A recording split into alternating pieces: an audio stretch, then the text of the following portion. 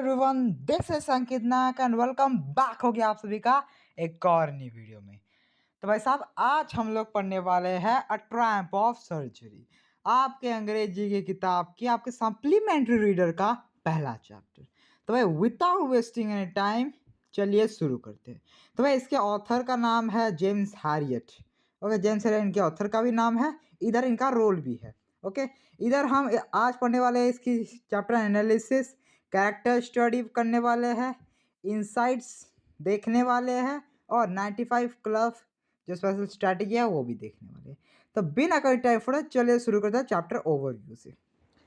तो देखो भाई साहब, पहले प्लॉट समरी। ट्रिकी जो कि एक छोटा सा डॉग है owned by rich mistress Mrs Pumphrey, spoonfed with cream cakes, chocolates, Horlicks and malt. समझे ना?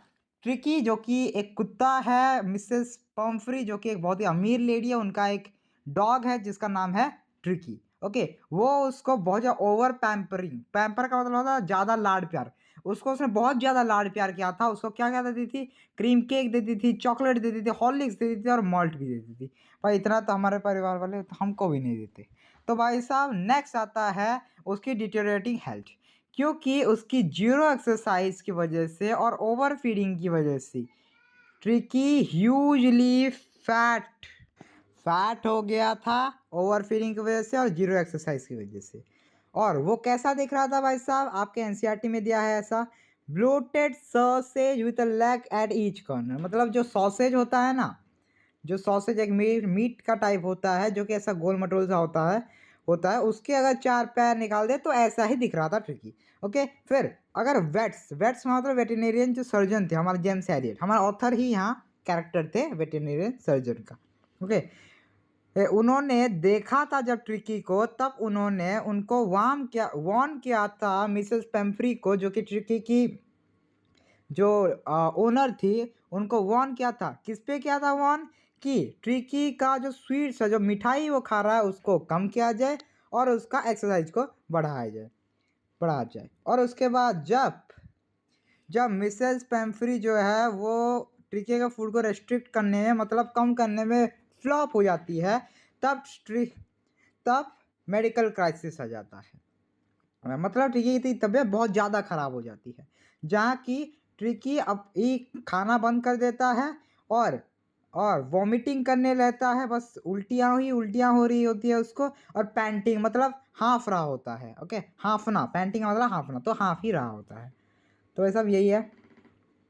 Then next one, the character sketches. पहले मिसेस पेम्फ्री जो कि वेल्दी और ओवर इंटेलिजेंट है, मतलब बहुत ज़्यादा अमीर है और बहुत ज़्यादा ट्रिकी को ओवर इंटेलिजेंट है ट्रिकी पे, मतलब काफ़ी ज़्यादा एक्सेसिव लव है उनका ट्रिकी पे, जो कि पैम्परिंग की वजह से ट्रिकी के लिए हार्मफुल हो रहा था। ये बहुत ज़्यादा इमोशनल और इग्नोरेंट है। क्यों इमोशनल है? क्योंकि ट्रिकी को इन्होंने सोचा कि माल न्यूट्रिशन की वजह से ये कुछ कर नहीं रहा, कुछ खा नहीं रहा, माल न्यूट्रिशन की वजह से हुआ है। इस वजह से काफ़ी इमोशनल है और इग्नोरेंट इस वजह से है क्योंकि वो ओबेसिटी और इलनेस जो हुई थी ट्रिकी को, उसको उन्होंने इग्नोर कर लिया था, इस वजह से इग्नोरेंट भी है। फिर ग्रेटफुल और नेव है, मतलब ये बहुत ज़्यादा ग्रेटफुल है। जब मिस्टर हैरियट ने लास्ट में ट्रिकी की रिकवरी कर दी, तब जब मिसेस पम्फ्री उनके पास गई तो वो ग्रेटफुल होके बोली, this is a Triumph of surgery बोल के बोली वो। तो यही है उनका डिटेल कैरेक्टर स्केचेस। दूसरा आता है डॉक्टर जिम हैरियट। वो एक टैक्टफुल और ऑब्जर्वेंट है, मतलब काफ़ी ज़्यादा रियल लाइफ से रियल प्रॉब्लम्स को सॉल्व करते हैं। क्या थी वो रियल प्रॉब्लम? जो लैक ऑफ एक्सरसाइज थी और ग्लूटनी मतलब ओवर फीडिंग जो था वही थी। तो वो काफ़ी ज़्यादा प्रैक्टिकल चीज़ें सोचते हैं। दूसरा, वो कंपैशनेट भी है, प्रैक्टिकल भी है। इन्होंने अननेसेसरी मेडिकेशंस नहीं दिए ट्रिकी को। इन्होंने ट्रिकी को कैसा किया? नेचुरल रिजिम मतलब नेचुरल रूल्स से, डाइट से, आउटडोर उसको खेलने देने से उसको क्योर कर दिया। Clever and realistic smartly manages Mrs Pumphrey's emotional drama while enjoying the lavish ex wine and brandy. ये काफ़ी ज़्यादा क्लेवर मतलब चालाक भी है। क्यों? क्योंकि इन्होंने मिसेस पम्फ्री को जो इमोशनल डैमेज था उसको काफ़ी अच्छे से हैंडल भी किया।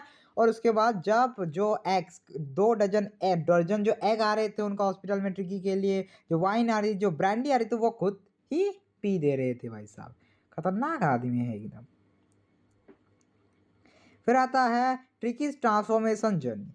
इनिशियल कंडीशन कैसा था, ब्लोटेड मतलब फूला हुआ, मोटा था। लिस्टलेस मतलब बिल्कुल मतलब सुस्त था। रिफ्यूजिंग फूड, खाना ही नहीं खा पा रहा था उसके ज़्यादा वेट की वजह से। वॉमिटिंग, उल्टियाँ कर रहा था और कॉन्स्टेंटली कर रहा था। ये सारी की सारी चीज़ें वो कॉन्स्टेंटली किए ही जा रहा था। और ये बिल्कुल ही जब क्लिनिक पहुंचा, जब सर्जरी क्लिनिक पहुंचा, तब वो बिल्कुल ही इमोशनलेस होके पड़ा रहा। कहाँ? कारपेट पे मोशनलेस होके उसकी डल आइज के साथ पड़ा ही रहा कारपेट पे। फिर नेचुरल केयर उसको मिली। उसको 2 दिन के लिए खाना नहीं दिया गया, सिर्फ और सिर्फ पानी दिया गया, बहुत सारा पानी दिया गया। जब तीसरा दिन आया तब उसको सिंपल फूड दिया गया और जो हाउस होल्ड डॉग्स थे, जो उधर डॉग्स पाले हुए थे, उनके साथ उसको खेलने को दिया गया।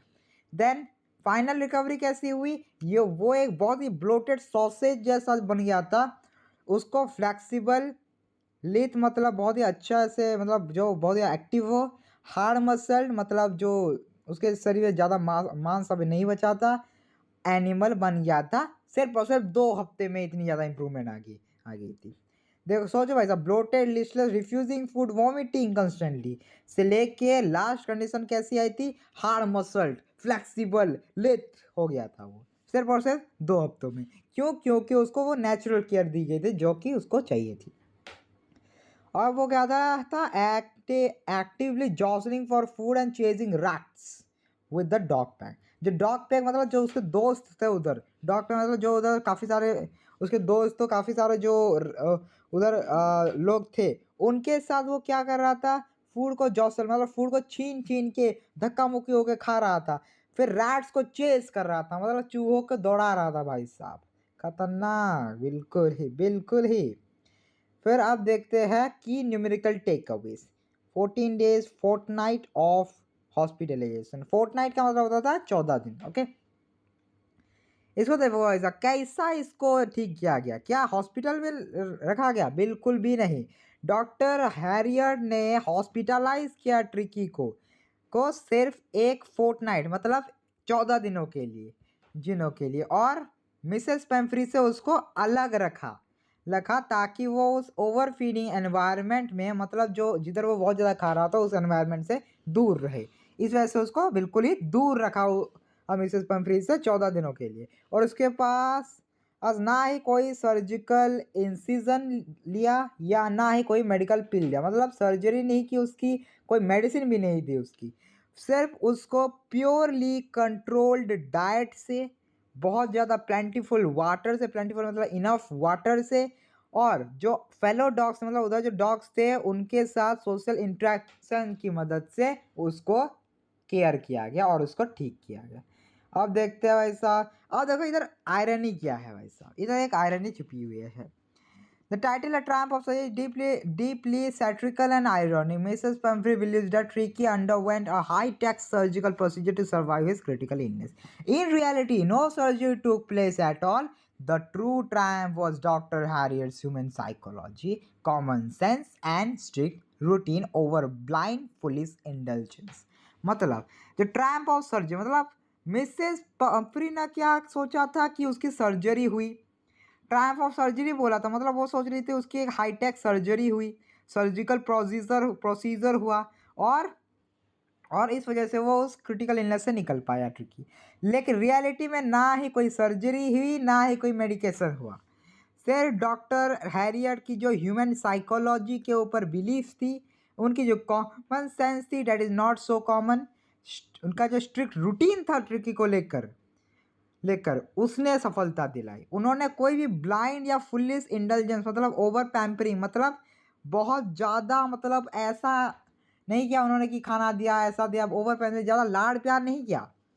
इस वजह से वो ट्रिकी को ठीक कर पाए। ओके, तो यही था भाई साहब अब तक का आयरनी। अब देखो भाई साहब, अब कोर थीम क्या है, ब्लाइंड अफेक्शन एंड हार्म। ये है कोर थीम स्टोरी का। जो एक्सेसिव लव है विदाउट एनी डिसिप्लिन, अगर एक्सेसिव लव हो तो भाई साहब काफ़ी ज़्यादा हार्म हो सकता है, नॉर्मल से ज़्यादा ही हार्म हो सकता है। जैसे मिसेस पेम्फ्री ने काफ़ी ज़्यादा जेनरसिटी का मिसप्लेस कर दिया। और ऑलमोस्ट ट्रिकी को मार ही दिया था। वो ना ही चल पा रहा था, ना ही कुछ कर पा रहा था, खा भी नहीं पा रहा था भाई साहब अच्छे से। जहाँ एक डॉग को ये देखो ऐसा मीट देना चाहिए, ऐसा खिलाना चाहिए, ऐसे फ्रूट्स देना चाहिए, वहाँ वो चॉकलेटें दे रही थी भाई साहब उसको। हमको ही दे देती भाई साहब, हम खुशी खुशी खा लेते। फिर प्रैक्टिकल कॉमन सेंस की इम्पोर्टेंस हमको समझ में आती है। जैसे डॉक्टर हैरियट ने क्या था, सिर्फ एक सिंपल और रेमेडी से भरी हुई प्रॉपर सिर्फ एक डाइट दी थी और एक्सरसाइज दी थी, ना ही कोई एक्सेसिव मेडिकेशन किया था, जो कि ज़्यादा सक्सेस रहा ट्रिकी के उस केस में, और ट्रिकी अच्छा हो गया उससे।